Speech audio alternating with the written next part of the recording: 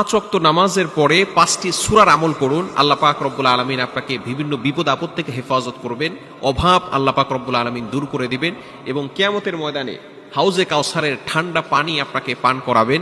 যে ব্যক্তি ফজরের নামাজের পরে সূরা ইয়াসিন তেলাওয়াত করবে, পরবর্তী ফজর পর্যন্ত আল্লাহ পাক রব্বুল আলামিন তাকে সকল বিপদ আপদ থেকে হেফাজত করবে এবং আল্লাহ তাআলা তার নিজে জিম্মাদার হয়ে যাবে। দ্বিতীয় নাম্বার হচ্ছে জোহরের নামাজের পরে আমরা কোন সূরাটা পড়ব? দুপুর বেলা সূরা ফাত, ইন্না ফাতাহনা লাকা ফাতহাম মুবিনা, এই সূরাটি আমরা তেলাওয়াত করতে পারি, সূরাতুল ফাতাহ।